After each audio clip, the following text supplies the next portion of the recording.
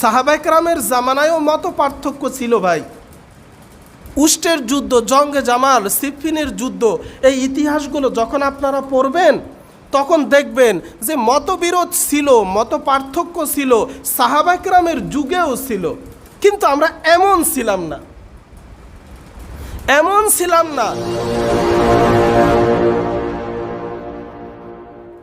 শবে বরাত, শবে কদরকে কেন্দ্র করে মসজিদের ভিতরে মারামারি হবে, একটা নফলিয়াত, একটা নফল, একটা মুস্তাহাব, একটা সুন্নাহ, এইটাকে কেন্দ্র করে উম্মতের ভিতর যেই মত পার্থক্য, এটা কোনো কালেই আমাদের ভিতরে ছিল না। কি আজব! এই লোকটা জোরে আমিন কেন বলল, তাকে মসজিদ থেকে বের করে দিচ্ছে।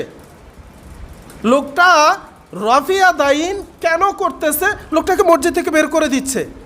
আবার এই লোকটাও কম না, জোরে আমিন বলার জন্য ভিন্ন নাম দিয়ে একটা মসজিদ তৈরি করছে। কিরে ভাই, এগুলি কে শিখাইলো আমাদেরকে? ওইটা হানাফি মসজিদ, ওইটা আহলে হাদিস মসজিদ, হ্যাঁ সুন্নি মসজিদ, শিয়া মসজিদ, মানে এই যে দলাদুলিগুলি, এগুলি আমাদের ভিতরে আগে ছিল না। শবে বরাত, নিসফে শাবান, হ্যাঁ কিছু মানুষ সবসময় বাড়াবাড়ি করে। আপনি এইটা নিয়ে এত বড় যুদ্ধ কেন করতে হবে? তারাবি 20 রাকাত পড়তেছে উম্মাহ। আমার ভাইয়েরা 8 রাকাত করার জন্য মনের জন্য AK-47 লয়ে যুদ্ধে নামছে। না তারাবি 20 রাকাত না, 8 রাকাতই পড়তে হবে। কেউ ভাই, আপনি কোনোদিন সমাজে খারায় জালিমের জুলুমের বিরুদ্ধে কথা বলেন নাই, আপনি কোনোদিন সুদ আর ঘুষের বিরুদ্ধে কথা বলেন নাই, আপনি কোনোদিন ব্যভিচারীর কথা বলেন নাই, ওই নর্তকী পতিতা আমেরিকা থেকে বাংলাদেশকে নষ্ট করতে আসছে এই ব্যাপারে আপনি কোনোদিন কথা বলেন নাই। আপনি কথা বলতেছেন কি নিয়ে? 20 রাকাত তারাবি পড়তে পারবেন না, আপনাকে 8 রাকাতই পড়তে হবে। আপনাকে এই যুদ্ধ কে শিখাইলো? আমার এই ভাইদেরকে মনে হচ্ছে যেন কে যেন দায়িত্ব দিয়ে দিল উম্মতের ভিতরে ঐক্য আর দ্বিধা বিভক্তি সৃষ্টি করার জন্য। প্রিয় ভাইয়েরা, ইবনে মাজাহ শরীফের স্পষ্ট হাদিস, রাসূলুল্লাহ সাল্লাল্লাহু আলাইহি ওয়াসাল্লাম বলেছেন যে শাবানের মধ্য রজনী, লাইলাতুম মিন নিসফি শাবান যখন আসে, তখন আল্লাহ তাআলা তার বান্দাদেরকে ক্ষমা করে দেন, অজস্র ক্ষমা করে দেন। তবে মনে রাখবা, 2 শ্রেণীর লোককে আল্লাহ এই রাতে ক্ষমা করেন না: মুশরিক আর হিংসুক, বিদ্বেষ পোষণকারী।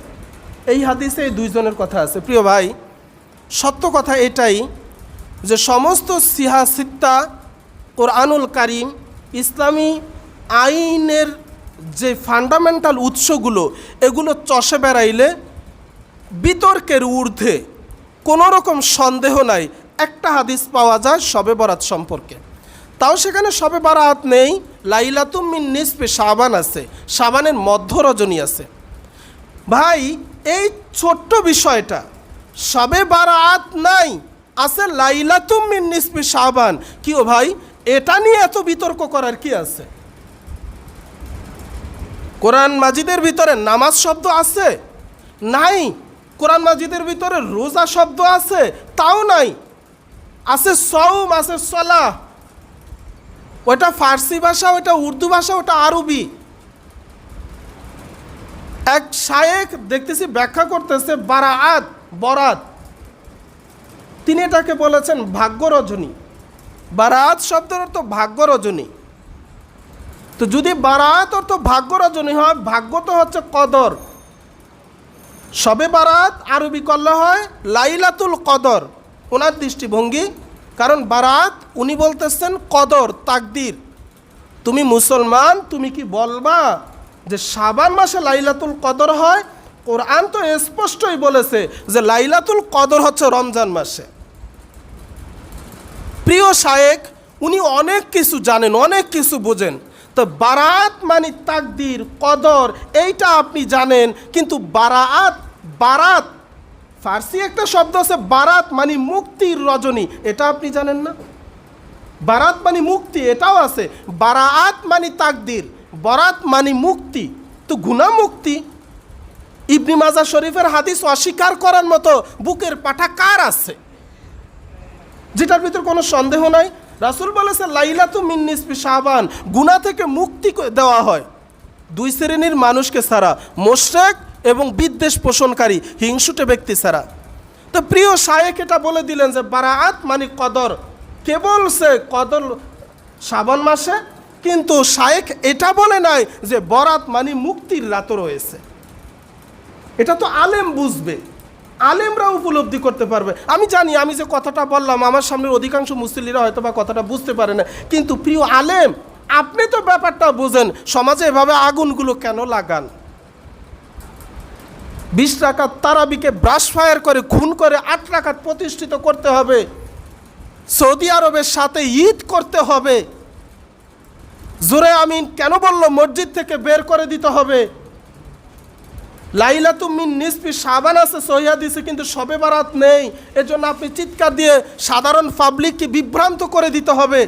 এই দায়িত্বগুলো আমাদেরকে কে দিল? সুদের ব্যাপারে কথা নাই, ঘুষের ব্যাপারে কথা নাই। রাম আর বামপন্থীরা আমার মুসলিম তরুণ ভাইদেরকে তিলে তিলে নিঃশেষ করে দিচ্ছে, এই সমস্ত ব্যাপারে কোনো কথা নাই। ছোট ছোট নফল, ওয়াজিব, মুস্তাহাব, সুন্নাহ এগুলো নিয়ে তর্ক বিতর্ক করতে করতে আম পাবলিক একসময় হাফায়া ওঠে। আম পাবলিক একসময় হাফায়া ওঠে, তারা বুঝে না অনেক কিছুই। এমনিই তো পড়াশোনা নাই আমাদের ভিতরে। মুসলমান বাবা মার সন্তান সেকুলারিজমে বিশ্বাসী, মুসলমানের সন্তান ধর্মনিরপেক্ষতা লালন করে, মুসলমানের সন্তান অ্যাথিস্ট হয়ে যাচ্ছে, নাস্তিক হয়ে যাচ্ছে, মুসলমানের সন্তান রাগকে গনিমত মনে করে পান করতেছে। এই সমস্ত ব্যাপারে আপনার কোনো কার্যকরী পদক্ষেপ নেই। ছোট ছোট ব্যাপারগুলো নিয়ে আমরা মত পার্থক্য কেন করি? এতটা হিংসুক আমরা কেন হচ্ছি?